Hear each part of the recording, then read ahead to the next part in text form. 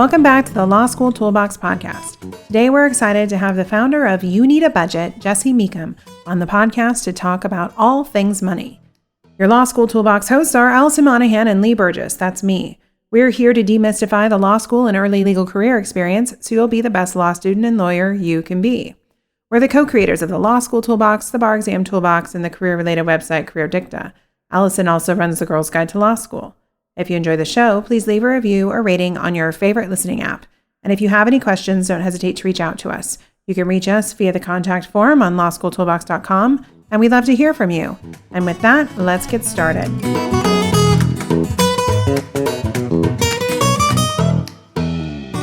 Welcome back to the Law School Toolbox podcast. Today, we are excited to welcome Jesse Mecham, founder of You Need a Budget. Jesse, for those of our listeners who are not familiar with You Need a Budget, which is pronounced YNAB, is that right? Mm-hmm. Yeah, that's right. Can you share a little bit more about your work and how you got into this field of budgeting and personal finance? Yeah, I mean, I'll bet some of your audience can relate to this. My wife and I married young, and we were both still in school, and money was tight. So I originally just ended up building a little spreadsheet for just the two of us, and it worked well. We were able to save money and avoid student loans and things like that. I got like a little bit of a scholarship that helped, but then we decided we would have a baby, and that, of course, ruined all the plans. You know, all your spreadsheet just went through the shredder. Just spreadsheets get destroyed by babies. Yeah, true. So, but what happened was Julie. She was at that time. She had wrapped up school. She was working as a social worker, making like $11 an hour. I mean, it was pretty small. I was working part time, trying to wrap up a master's degree in accounting. And we both wanted her to be able to just step away from the workforce and just dive right into the whole mom experience and with this new little baby. So we were losing her income, and I still had 2 years of school left. And I just had this thought, like, well, maybe other people would want to use this spreadsheet that I built for just the two of us. So it was back in 2004, which means there were no apps on phones and things like that. You could actually put a spreadsheet out there, and people would find it useful. And so that's what I did. And then about 6 months later, with it selling a little bit, it was able to start funding actual development of real software, and the rest, as they say, is history. So here we are almost 20 years later. Yes, and for those who don't realize, that is even pre-iPhone days. iPhone was like 4 years later. The '04s. So, yeah.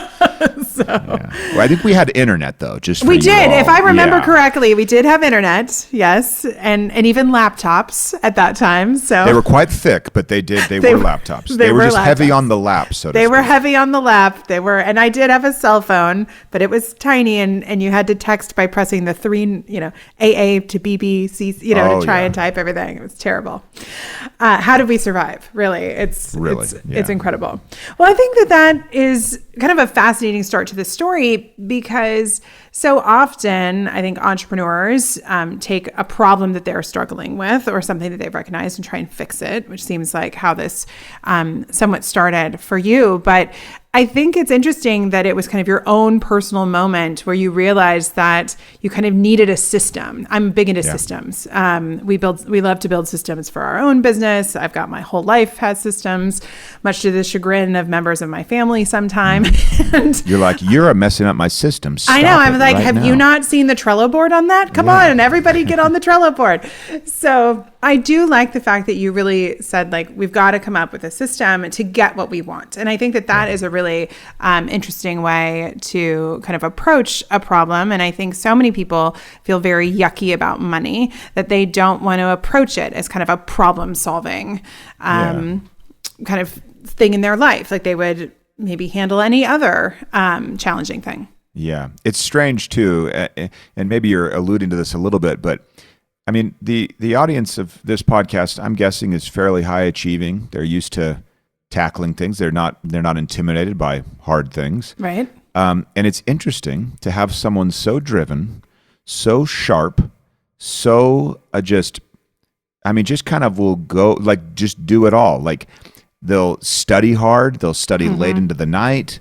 They'll just pour their soul into this grueling activity. And then you're like, hey, can you manage your money a little? And they're like, oh, I can't. You're like, right. You don't say that to anything else in the world. Yeah. And yet suddenly you're like, oh, money's just, I just don't do money. I'm baffled by that. It's an excuse and I don't like it. And I would take issue with anyone saying it. But it's true. Like we have that kind of baggage where we're like, oh, I'm not a money person, or I'm not bad a math with person, money, or I'm bad with math. Yeah. I think that's true. And I think these kind of stories and narratives we get ourselves into, I think lawyers and law students especially, traditionally, the stereotype is you don't like math. You like words and arguing. In fact, my husband has a funny story where we were in a business meeting, and it was a few lawyers and himself, who is a finance brained person. And we were getting ready to do, it was like we were talking about numbers, and like we were doing the math, and all the lawyers got out our phones to do the math with the calculator. And he's just looking around the room and he's like, you guys, and he's like, this is what it is. You don't need a calculator for that. What is going on? But I think that, there's just this idea that like, well, numbers aren't what I do. Right. And I think we attribute that to money, where, money is the way to create stability. I mean, it isn't the secret to happiness, but stability and safety around money sure gives you a lot more opportunities to do what you want to do. Absolutely. And I would say this, money, I don't want to reduce someone to simply their economic value. That's obviously incorrect. But we pour all of this effort and time, blood, sweat, and tears into eventually $1. Mm-hmm. So we, and it might be $1 that's deferred quite a ways if you're still in school and you've got your eye on the prize that's 3+ years away, but it's still eventually for money. And the money is a representation, and you can say like, I don't like that it is or whatever, but it just is. It's just a representation of your effort and time. And it eventually, all that energy is stored up in this $1. Mm-hmm. And if you can start to kind of view $1 as an extension of your effort and even values, mm-hmm. then you can start to perhaps find a little bit of motivation to be like, well, wait, just because my energy and effort has now been converted into $1 doesn't mean that $1 should cease doing my bidding, should cease being me, right?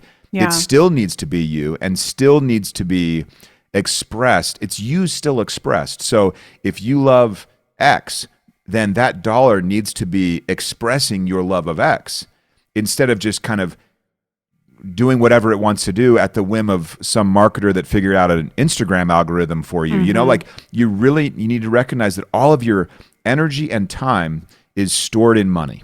Yeah. And it doesn't mean that that's your inherent value, far from it, but that's how we represent effort. And it's a useful proxy. Humans have done really well with that story that we tell each other and agree to tell each other around money and cooperation. So it's useful. And I think the more we can say, yeah, this is just more of me, it's just a representation of my, my work and effort up to this point, mm-hmm. then let's keep it going. Let's keep the thread of effort going. Yeah. I love it. This is such a conversation I feel like we often don't have. You probably have it all the time since this is your business and you have a successful podcast. But I think lawyers and most of us often don't openly talk about how to think about money, how to frame what you want in the future, and at these different stages in life, how you want to be thinking about it. So let's dive into a little bit of the nitty gritty. So I understand that your work is based on something you call the 4-rule method. Can you tell our audience a little bit about what that is and why it seems to work better than other methods of managing money? So it really, I'll give the secret away at the outset, but our 4 rules are they are a framework for really good spending decision making. Mm-hmm. That is all. So just like you're probably taught like a method for how to make an argument or how to prep for a trial or whatever it may be, how to write something, right? I mean, you're taught all of this. And what I'm saying is this is just another framework that you can use, and it's the best one out there, to make good spending decisions. It doesn't make the decision for you, but it presents the information you need in the context you need it, at the time you need it, in order to make the best decision. To be more mindful. Exactly. But I don't even want to say mindful like should or shouldn't. It's Got it. You've got information. What decision do you want to make? And if the information is right and the context is right, the timing is right, you'll make a really good decision, money person or not. That's kind of a fake label. But at a high level, the rules are you give every dollar a job, which in decision making, it's just experiencing trade-offs. Good decisions are made when trade-offs are felt. The second rule is what we call embracing your true expenses. And what that means is you're thinking longer term, but you're acting now on that thinking. And so in decision-making talk, that would just be you're making a decision with the future also in mind. And, you could talk to a teenager and they're very present-minded. And then you talk to someone a little wiser and they're very future-minded. You talk to someone that's well beyond their years and they're thinking about their great-grandkids. I mean, they're so future-minded, right? So that's just better decision-making as we think more about the future. Our third rule is called rolling with the punches. That's just marketing talk. But what it means is a good decision allows you to be flexible. Sometimes we get more information, better information later. A lawyer would certainly appreciate this. And they recognize, I need to work this new information into my plan. So that's the third rule. And then the fourth rule, we call it aging your money. It's the idea that you're increasing the distance or the time from when you earn a dollar to when you spend that specific dollar. And our software just tracks it for you, but it's the idea of giving yourself time. And as we all know, the more time you have, to a degree, the more time you have, the better your decision-making will be. So we have trade-offs, we have future orientation, flexibility, and then time. And those four components add up to a very, very good spending decision framework. I like having that. See, I love systems, right? So you can go back to kind of a framework to help you make choices, and hopefully just make thoughtful choices. Absolutely. So. And to be clear, we sell software that, that pays our bills. We teach for free, but the method is free. I mean, you could take that thinking and just apply it however you want to actually do the mechanics of money management, and it would do very well by you. I think that, I think back, I'm in my 40s, and I think back to being, in my 20s, thinking about going to law school and looking at those finances. And I think there is just almost a feeling of anxiety for a lot of people that can come from the transparency of really just looking carefully at things. Even if you're not judging yourself, it's like, this is what my rent is. This is, this is what, I remember I needed to go buy clothes for my first big law firm job for the summer because I realized I didn't have enough professional clothes, and they wouldn't let me wear fleeces to work. So that was not going to be appropriate. But they're so comfortable. That's what I wore every day to school. And, I remember sitting down with a spreadsheet in, 2000, I guess probably 2007, and trying to say, what do I think I can spend? Yeah. And I remember how anxiety inducing that felt, even though I knew I was going to get a salary from this job and but it felt very intimidating. So I can see how having a methodology, having some language around this, especially if you didn't learn a lot of these skills in your home as you were growing up, that it will help kind of curb some of that, that anxiety. Yeah. In my book, I kind of open with this idea of the most stressful question in the world is not, why did you buy that from a well-meaning partner or not? The most stressful question is, can I afford this or can we afford this? It's so stressful because what the information that we use to answer that question is usually a combination of how much is in my checking account, right? How much will I get in my next paycheck? And then how big is my credit card balance right now? We kind of hold those three and we finger in the wind it a little bit. We're like, oh, okay, I think we can afford this. Yeah. And it's really bad information. Yeah. Really, it's actually not just bad information, it's devious. It's misleading. It actually causes bad decisions and not really just neutral outcomes. And so in that instance, that stress of how much clothing can I afford? Whether you're making $500,000 a year or you're making 40, it's the same stress. Can we afford this trip to Tahiti or can we afford groceries? And I hate to frame it that way, but it truly is the same stress for people. Yeah. So our audience is mainly law students and new lawyers, and law school for almost everyone is usually a huge financial commitment. Yeah. Many law students are coming out of school with enormous amounts of debt, 6 figures plus type debt. Mm-hmm. So do you have any advice about what to do during law school to kind of plan for this burden when you graduate? Because it is shocking the first time you get one of those loan bills. It's sobering in its own way. And a lot of people, why didn't they tell me about this? I know. Earlier? And a lot of people just say, it's so tempting to just say yes to all the money offers because it feels like free money, and it's definitely not free money, especially with sometimes the interest rates you can get stuck with. So is there a way to set yourself up for success even when you are, collecting those loans so you can pay them off and not bury yourself so much after you graduate that you feel like, you're in a bad spot? Yeah. Talking to the person that doesn't yet have all of the loans and they haven't signed on the dotted line, borrow as little as possible. I don't care if the rate was free. You just don't borrow the money. Just don't do it. You're on the hook for it. You can't bankrupt out of it. Well, with a few exceptions you can, but a lot of them you can't. And just don't do it. Let scarcity, and I mean like your actual resources being scarce, let that push your thinking. Too often we walk right past zero. We walk right past running out of money, and we just immediately think, oh, well, my only option is to borrow some. Right. And we just never even let our brains just simmer with the idea of some other solution besides grabbing that brochure and signing away a little bit of our life. So if I'm talking to anyone that hasn't borrowed money, you borrow as little as you possibly can. And it doesn't mean like, oh, my friends borrowed $150, so I did really well, I only borrowed $100. Yeah. I mean, like, no, why did you borrow every single one of those dollars? Like, really start from zero and just claw and scrape and just don't accept the debt. Let your brain figure out another solution. Well, and also if you haven't signed on the dotted line to go to law school yet, I think this is a great opportunity to really use this financial decision making in your decision of which law school you're going to attend and under which conditions.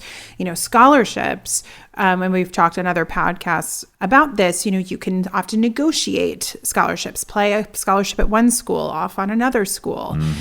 You can, start looking at school rankings, which are their own huge problem, but sometimes you can go to a certain ranked school and you could get a lot more money. And depending on what you want to do when you graduating from a quote unquote less prestigious school, which is such a loaded statement anyway, but to leave with no debt may, in your situation, may make you feel years ahead. Maybe you get to have more flexibility in what jobs you take, or you're going to be able to buy a house earlier, or whatever your own life goals are. And I think that it's hard for new law students or those who are looking at law schools to play this money game early. And then once you decide what to do, decide to do, scrimp and save and try and do it as cheaply as you can. Certainly try and just get on the hook for as little as possible tuition-wise, get all the assistance you can. Absolutely. And then beyond that, you just have it be just really off-putting, really averse to the idea of borrowing. And the idea of one school being materially more prestigious than another, given some line in the sand somewhere in those rankings, you're probably really talking about negligible differences. And then when you know that, and you can recognize that all of this tuition is negotiable. I have a friend whose daughter got into a great school, not a law school, but just a great university. And he just said, hey, well, she got an offer over here. It saved him like a third of the price of the entire experience because he sent an email saying, and they're like, oh, can you send us what she got? And he's like, yeah, here it is. They just matched it.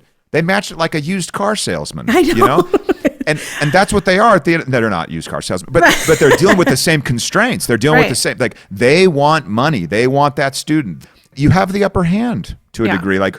You aren't beholden to anyone. And going in with that idea, that negotiating posture, my word, that saves so many zeros before we've even talked about debt. So And I'm passionate about this because I also could have borrowed money to finish my master's degree and walked away with like, I don't know, $7,000 in debt, which is zero essentially, especially nowadays. Right. But I mean, I think about my solution could have been, hey, Julie, we're going to borrow $7,000. And Julie's my wife, not some random person. And it's you were just like, hey, I'd like to talk about my debt. Hey, Julie. Yeah. So I ended up just saying, we're not going to borrow the money. And what happened? I came up with another solution. And not everyone's going to come up with like, some idea that turns into a business. I didn't think I was either. I thought I was just coming up with something to bridge the gap until I became a high-powered CPA, right? But in the meantime, something else far better than I would have imagined developed, all because I didn't just take the quote unquote easy out and obvious out of, I'll just borrow a little bit. Of course I'll pay it back. That's downright reasonable, And so I feel like we lose a lot in people just automatically assuming that debt is the answer to a little bit of scarcity. So if someone's listening to this and either they have debt or they're thinking about taking out debt in relationship to school, I think a lot of times folks don't understand how much you end up paying in those interests in the different interest rates. And I'll be honest, I can sit here and talk about how wise I am now, but back in the day, I had some loans that got locked in at a very low interest rate. And then when they got consolidated and Congress changed the rules, and then I had some others that were not. And I remember when I got out of law school and I started working and I'm looking at all of this stuff, and I decided to get married, and my husband and I are sitting down and we are laying out the financials. Yeah. And he's like, "You're paying what?" He was just like, he's like, that's not okay. Like, he's like, we're not doing, like, what? But I think that I'd never sat and laid it all out and really had this honest discussion of like what some of these numbers, these interest rate numbers even mean. So how do people learn about that? How can they, like, if you say you can have $50,000 at a 7% interest rate, how do folks learn what that means? Because I don't think a lot of us at different points in our life know what that means. Or is it just me? I don't think it's just me, right? Off the top of my head, I couldn't tell you what the eventual cost would be. 3x what you borrowed. I mean, I'd have to pull out a calculator or something, just like all of our lawyer friends that pull out calculators. But that one you can't do in your head. That one's legitimate. Yeah. But it does. It's far more expensive. The bankers always win, no matter what. Right. They're always getting paid. They'll be fine. They'll be just fine. And also, you mentioned Congress changing the laws, and then we have all this stuff with like, would these loans or that loans be forgiven? Who wants to be subject even more to the whim of Congress swinging one way or the other every 4 years, and you're just like, oh yay, oh no, oh yeah. I mean, it's like, let's just stop the madness. And I mean individually, like let's just remove the hook and just kind of walk away from that craziness, and to the extent you can, control your own destiny. Yeah. So whether or not you think this or that will be forgiven, or my word, just get rid of it. Just just let it go. On the learning side, there are good financial counselors at these schools where you say, I want to know the gotchas. I want to know the risks. What's the worst case scenario? And there are loads of counselors that will really walk you through. If someone will sit with them and not just be like, hey, where do I sign? When is it deposited?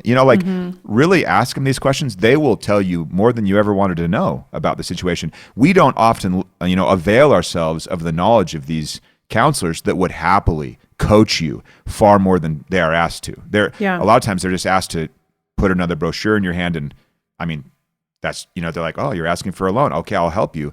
But if you go in there and say, well, I want to know what my life will look like when I'm 35, and they'll walk you through that too. That's a really good suggestion, is to use those free resources at your school. Yeah. That's what they're there for. Like, they're not piranhas. They're not going to take advantage of you. They don't make money whether or not you take a loan or not. They'll tell you right. Oh, I'm really enjoying this conversation. I feel like I'm learning a lot, and wishing my 20-something-year-old self was. Oh, don't we all? Don't we all?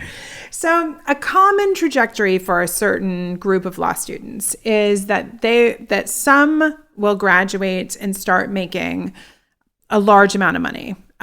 6 figures plus, and kind of up from there. So often the attrition rate in those jobs is within 5 years. Most people don't stay. That's a whole other podcast, but most people don't stay. So if you're in that situation where you have secured one of these jobs and you're making significant money, probably for the first time in your career, unless you had a previous career, how do you recommend that folks deal with this extra money? Is your goal pay off debt as quickly as possible? What should you do to maximize kind of having, you've got this money, what should you do with it?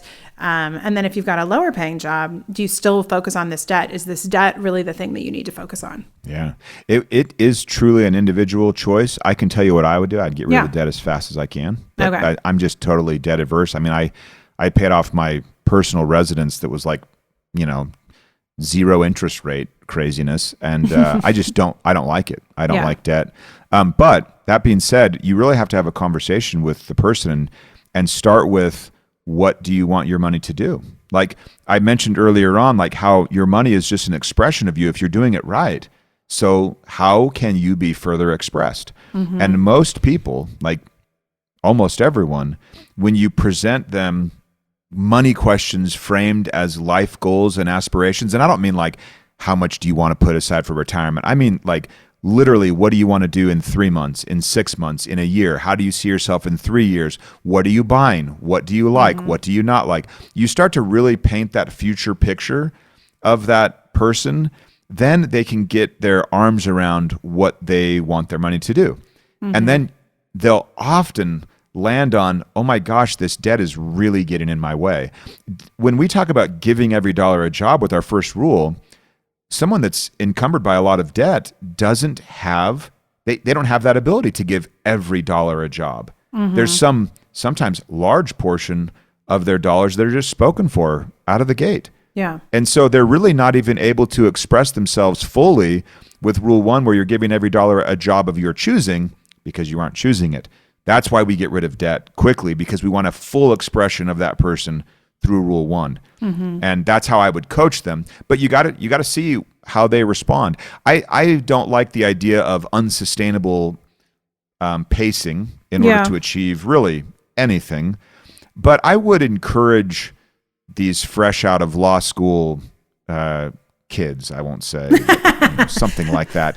People, early career. Yeah, like you've probably lived on a really cheap, lived a pretty cheap lifestyle. Mm-hmm. Keep your eyes glued to the ground. Don't look around at people that are 10 years ahead of you and how they're living. Don't look at your parents and think, okay, now I've arrived. Your parents have a 30-year head start on you. Mm-hmm. You should not live the way your parents are living. And 30 years from now, you probably will be living even better. But sometimes you look ahead and you think, oh, that should be me now. No, absolutely not. My kids are like, oh, Dad, are we rich? And I'm like, well, I might be. You are broke, though, Yeah. I mean, it's just absolutely, especially like the 11-year-old. She's really into that, like, oh, all that little kid stuff. But it's funny how they're kind of like, oh, well, Mom and Dad do this. And it's like, well, we've been at this for a long time. So you keep your eyes where they're supposed to be, which is not up. And not future. It's right now. And then live like you lived just call it like a residency or a fellowship. Yeah. Just be like, I'm going to live on the cheap for 3 more years. I've done it already for 3 years. I know it didn't kill me. Right. I'm going to do it one more time. However, with one exception, celebrate with a one-off of some kind. Yeah. And then get to it. Yeah, I did. I bought a car after I passed the bar.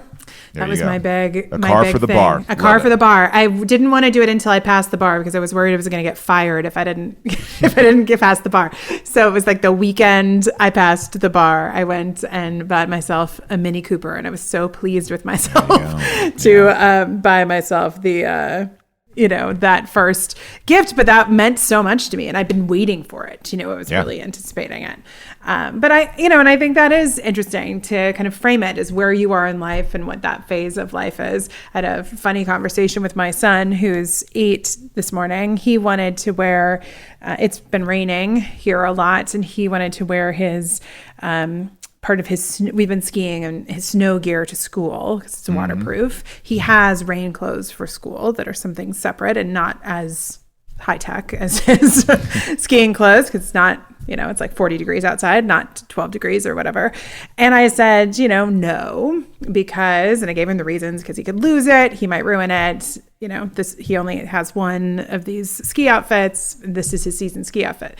And then he starts arguing with me. And I was like, great, buddy, here's your choice. You can take your ski outfit to school. I will tell you what I paid for that ski outfit. And if it doesn't come home or gets ruined, you can buy yourself a new one.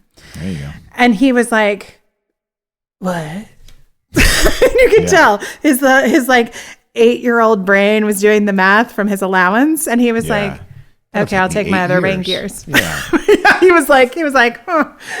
But it was an interesting moment as a parent, because I just wanted to kind of say, like, okay, I realize you just think I go to, the sporting goods store and just can buy all this stuff. And I understand how it looks that way to you.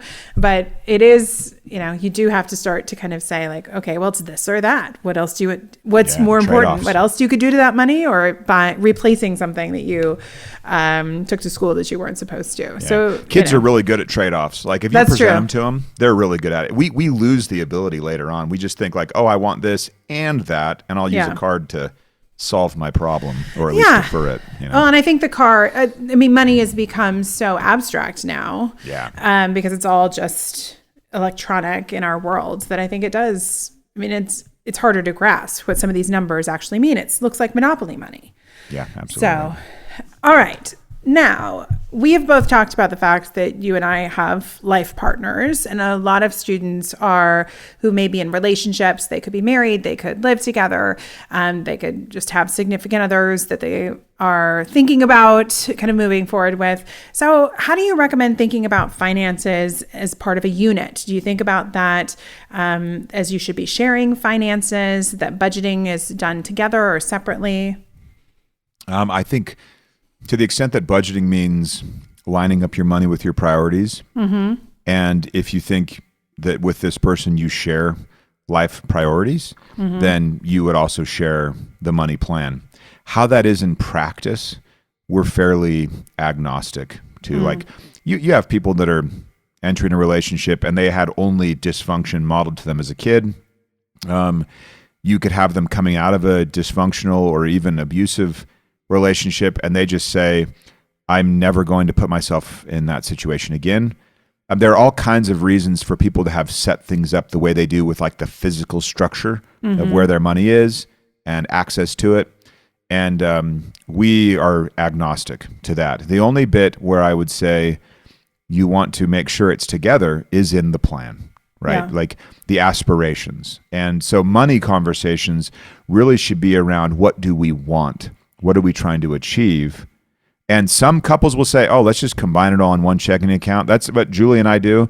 We did from the outset. It's fine. It's been great for us. We didn't have any prior history that would tell us otherwise. Our marriage is functional.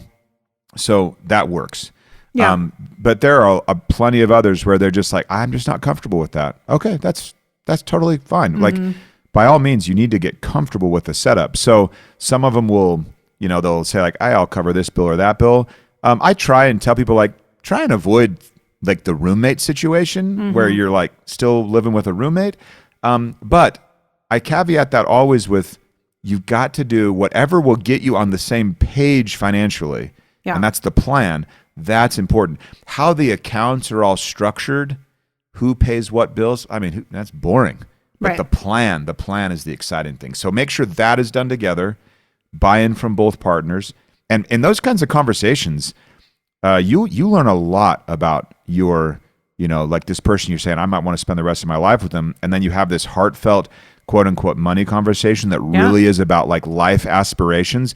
You'll learn things that terrify you or that just make you fall even madlier in love with the person. Yeah. But it's a useful conversation, a highly, highly productive conversation either way. So you don't talk money, you just talk aspirations and see where that goes.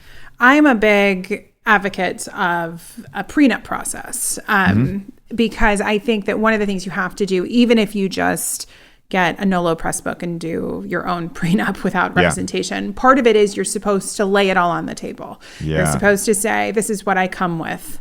All of the debt or all of the assets or none of the assets, whatever it might be. And everyone needs to sit down and you look at it all.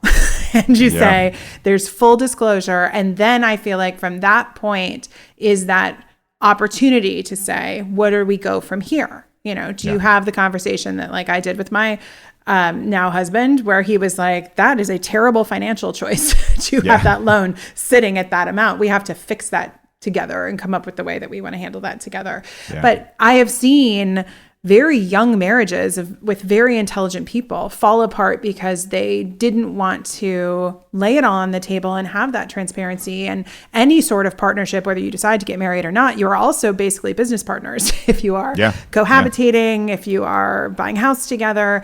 And you know, you kind of have to look at it that way. You know, I have a business partner. We like go on retreats together where we sit and we like go line item by line item in all of our budgeting and accounting. Can you imagine if you found out there was some secret? Oh, I know. And I mean, like it'd be disastrous. Exactly. I mean, and we've been doing this for 12 years now, but like we don't hide anything, right? Yeah. I think that we oftentimes don't see personal relationships like a business partnership. And I think that if you can, I mean, it's a business partnership with other goals and missions, you know, that I think I'm a big fan of Emily Oster, and she always talks about, you know, having missions for your family and mission statements and kind of these framework for values. And I think that money is part of that, because if you guys can't get on the same page about that, it can get really tricky because life gets complicated. And the more responsibilities you get, the more stuff that goes wrong. Oh my gosh, my family is in one of those things where like the windshield on my car cracked, and then the tire blew on my husband's car, and then this broke, and that, you know, you go in these seasons where you just feel like all you're doing is writing checks. And you're like, it'll be normal next month. It'll be normal next month. Right. There's no normal month. You know, and I think that's part of it too, is the more complicated and big your life gets, the more kind of these responsibilities can pop up, and you kind of have to plan for them. Yeah, absolutely. We say often, we don't, you know, there can be separation, segmentation, but there cannot be secrets. There's a big difference between that. And so no secrets, but how you separate things, cool. The software will look at it all together. I mean, we have a feature now where it's called YNAB Together, where it's like, I can invite one of my kids to the budget. I can invite my wife or whatever, or vice versa. And so it's a way of just making sure that everyone's got visibility to the extent that that's appropriate with kids and things. And it works really, really well. I mean, money is a massive dynamic. It's again, like what we talked about at the beginning, it's a representation of all of your effort and all of your time and energy that's stored in that dollar. And those dollars are used for everything. And so you want to make sure that you have a way of expressing and communicating around this value system, this essentially an abstraction of that we call money, that we can communicate around it effectively, so that it doesn't just get its insidious little claws in every aspect. You know, suddenly I'm like, oh, Leah, it was really, I see you went to Target, you know, and you're like, what does he mean when he said that? Is like, why is he judging me? You know, all this stuff. And I might not even mean something, or maybe I do, but couples walk so close to the edge financially so much of the time that any comment, benign or not, is charged because they're just so stressed. So if we can follow these rules and get this decision framework in place for the partnership to use, stress levels drop, and suddenly some comment, it means nothing. It's taken at face value instead of extrapolated to be this unbelievably massive thing. And here you are again at another fight or whatever, another big disagreement. If we weren't operating so stressed out and right on the edge financially, we would find that the emotions weren't so much a part of the conversation. And that's a very good point. Really help things out. Okay, so let's now say you're in law school, you're graduating, you're getting job offers. You've done well, you're getting job offers. And you might have some different job offers with different numbers attached to them. So, you know, what kind of decision-making framework do you recommend as far as trying to decide, you know, what jobs to take? Because I think sometimes people might say, okay, I'm going to just take the highest paying job, but that always comes with consequences, because no high paying job means you don't like work a ton. You might have to travel. There are reasons why they pay that much money. And maybe it's not even the type of law you want to practice, or maybe there's a more moderately paying job, but it's what you want to do with your life. So what can budgeting or having a decision-making framework do to make these choices a little bit easier? Yeah, I mean, you could take all these different hypothetical jobs and you could kind of run your plan, and you could say, okay, let's say you're going to make 150 at one job and 210 at another, right? And so you're like, okay, 150, what would I do with that money? And, carve out a bunch for taxes, and then carve out some for your loans, and then kind of start dealing with what you would call like discretionary income, right? And you could set up a little bit of a model of like, okay, here's all of my expenses, and then you could look at the 210 and say, okay, I've got an extra 60. How would my life change with $5,000 more a month net of taxes, or not including taxes? Right. And it might look like X, right? And then you would say, well, what would I do with that money? And really try and get to like a visual place there. If you're traveling all the time, you may find you do nothing with that money because you don't have any extra time to spend it. So it can just look so different. People need to spend time kind of really outlining and writing down their best day. And that includes your work day, right? And really saying well, what's my best day look like? You might find that you are selling a lot of yourself for an additional X percent. And that trade-off may not look as great if you're just looking at numbers. So just look at the quality of the whole experience, who you would work with, like you said, the type of law you're going to practice, what kind of career trajectory this would give you, what kind of balance this might give you in life. Will you have time outside of work? Do you not care? Are you planning on doing like a 5-year just, nose to the grindstone thing? That's fine too, but eyes wide open with all of that is so critical. So just make sure you're taking in the whole, and I mean like the entire view of that job. My dad was an attorney for years and years, like his whole life.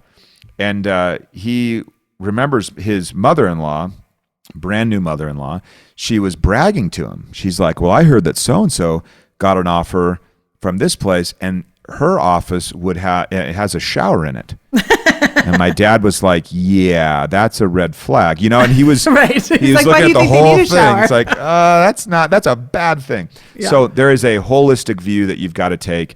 And I'll tell you, there is so much more than just an extra 20%. We're talking at levels for a lot of fresh graduates where you're fine at any job. And so you really want to look at the whole thing and make sure that you actually, heaven forbid, you might enjoy your work a little bit also. Well, and I think I really like your idea of running the scenarios, because I think sometimes these numbers, if you've never seen some of these numbers before in your career, it is like Monopoly money. You're like, what does 150, 175 mean? What does 210 mean? What does that actually mean? Because it sounds so great, so large, but until you show what that life looks like with that money versus, like you said, like a job, or maybe you have more vacation, whatever your own personal values are for the point you are in your life.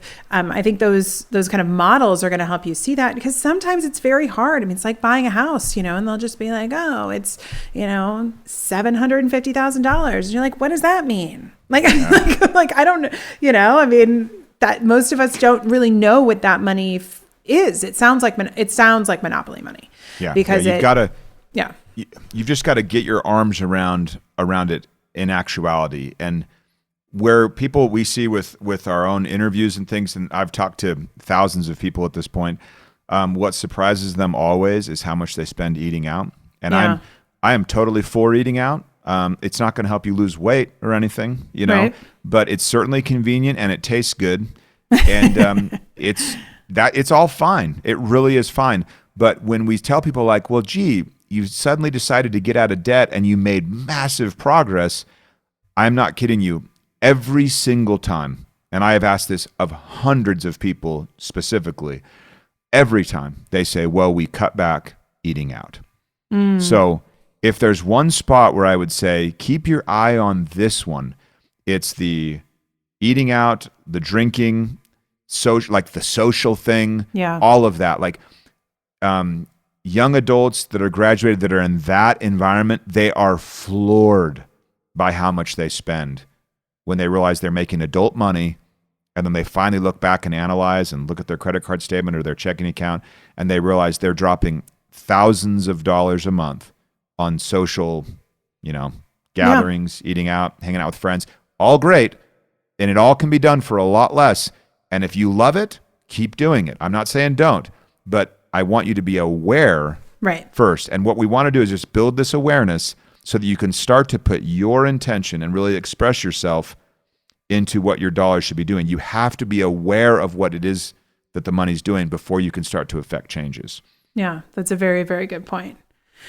Okay, because I'm a lawyer, I always have to talk about the worst case scenario, because that's what we do. You just buy insurance, but yeah, okay, go ahead. I know. So, you can come up with the budget, you can have this great job, but you can also get laid off, or family situations can change, or you need to step back to take care of a family member.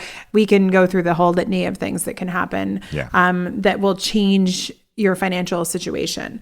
So, how do law students or new lawyers, people starting this new career, how should they be thinking about risk and how to make sure that some of these events don't just create panic, that there is some sort of plan to ride the wave, so to speak? Yeah. In every other area of the world, there are redundancies. If you look at nature, there are redundancies upon redundancies. If you ask an engineer how he or she thinks about building something, there are redundancies. Manufacturing processes, there are redundancies.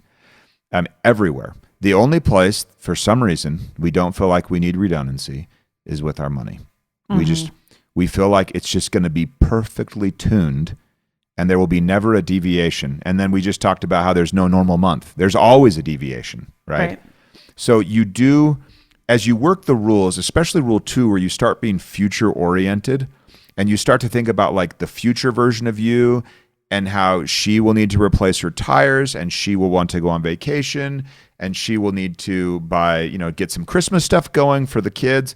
All of that means that you're not just considering like the here and now, and that will begin to build a bit of a buffer between you and these externalities that happen. So that's the first thing, is you start to follow rule 2 and just be a little more future oriented. You'll start to make trade-offs like, I could go out to eat, but I have car repairs. And someone's like, oh, your car's in the shop? And you say, oh, no, it's totally running fine, but eventually it will be in the shop. And that's why I can't go out tonight. And they'll be like, you're weird. And you're like, that's fine, You're like, it's cool, but when my windshield breaks, you just accept it. I will at least be able to pay my windshield off. Yeah. So YNABers find that as they think more about the future and fund for things like the windshield breaking, the HVAC unit going out, they realize that they don't have a lot of emergencies. They just have eventualities. And because they're thinking about eventualities, they are ready for them. And then the readiness means it's not an emergency. It's bizarre. But if you're ready for something, like I have money set aside for, my car tires. If my car tires blow, someone's like, oh my gosh, are you in a state of emergency? And you're like, no. The only way it would be an emergency is if I couldn't handle it, but I can. Like if I have water in the desert, no emergency. If I'm out of water, emergency. So it really is our level of preparation a lot of times that lets us say, oh, well, this, I'm in an emergency state or not. Now, some of these things that you talk about, like caring for, a parent, a big financial structural shift, those things can happen. They're not the usual ones that knock people off. Usually it's like the day-to-day, like Christmas keeps sneaking up on them every year, and they're like, oh, next year we'll get ahead. Taxes sneak up on them, whatever it may be. It's not those big, to be honest, it's not even layoffs. Like as big and as scary as those sound, people get themselves into a financial hole while they're gainfully employed. Got it. And so I really want to get everyone in that state of readiness, and it is just by being future oriented. Now, if you are in a volatile situation, work-wise, if you're in an industry that's, it seems like everyone's doing layoffs to a degree, or at least the news tells us they are.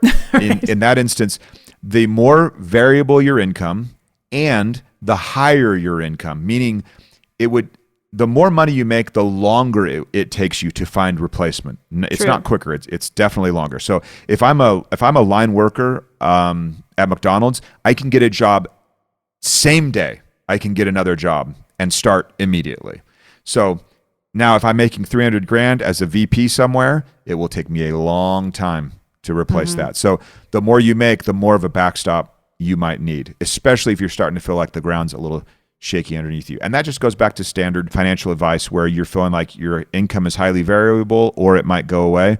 You start socking some away for a rainy day. People say 3 to 6 months expenses. I like a year, but it takes you a while to get there. You know? And being entrepreneurial and kind of running my own show for a long time, I think I started to just feel like I needed to have more backstop than if I were employed. I think that thinking is actually incorrect now. But at the time, I found it comforting. So I respected that and just loaded up. But there's nothing, no tip or trick replaces you having cash on hand. Yeah. At the end of the day.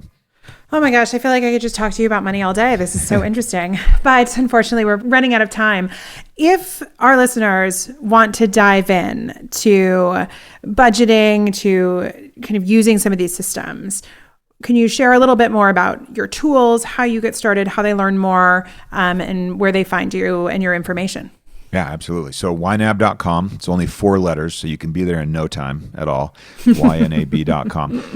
The software is a 34-day free trial. We don't ask you for a credit card. We don't want to be sneaky and be like, aha, you spent money we didn't want you to. That would be kind of antithetical to our whole mission. We teach it all for free. So we run workshops all the time. We're on TikTok, YouTube, Instagram. I run a podcast. I have a book called You Need a Budget that's available anywhere where books are sold, or go to the library. They're all over the library. There's plenty for you to just kind of dive in and see if the rules that we're teaching, if they kind of resonate with you. And then if the software is clicking, then jump right in. If you have some questions, write into us. And we have a whole team that just loves to teach people really how to love how they spend their money. And that's our end goal, is we want someone 3 months from now to just be like, I love how I spend. I just love it. And then I would say mission accomplished. So it's not about budgeting in the sense that it's like, oh, you shouldn't spend here. I love spending. I hope I spend on my coffin. I hope my coffin is just unbelievably not thrifty, just a beautiful coffin. That would be my last hurrah. And they'll be like, man, that guy spent big time on that coffin.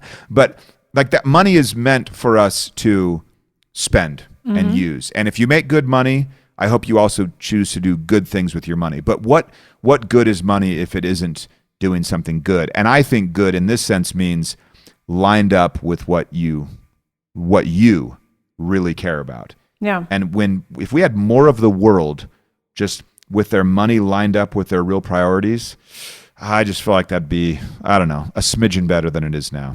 Well, and even just your personal priorities, if you want to be donating to causes, being thoughtful about how you're doing that. I mean, it's really just this idea of thoughtful planning, so you feel good about it and there aren't these surprises. And lawyers, we are, like I said, we're risk averse. We don't like uncertainty. And it seems like coming up with a plan and kind of leaning into some of these conversations in the beginning that might not feel so great, but getting control over it's going to actually make you feel really good. Absolutely. Yeah. It's just a framework for better decision making. And we just want you to just be able to love how you spend, and maybe even love how your partner spends money also. All right. Well, I learned a lot. Thank you so much for your time. I really, really appreciate it. We will link to all these resources in our show notes. And we look forward to following you online and hearing more of what you have to say to the world about getting control of your money. I love it. Thank you so much for having me. All right. Thanks so much, Jesse. If you enjoyed this episode of the Law School Toolbox podcast, please take a second to leave a review and rating on your favorite listening app. We'd really appreciate it, and be sure to subscribe so you don't miss anything.